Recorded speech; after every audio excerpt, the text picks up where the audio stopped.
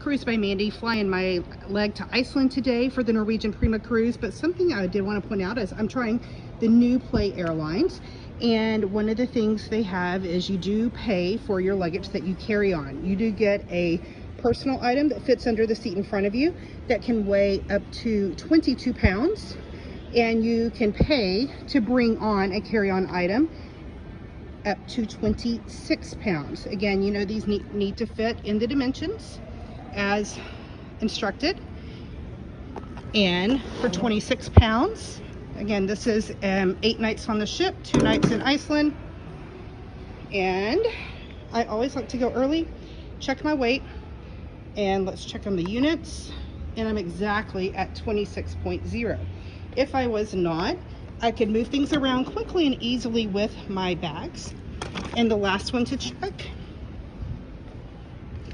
is that one, and I get up to 22 pounds on that. So packing cubes are great if you do need to swap between bags. And there you go. Cruise by Mandy signing off.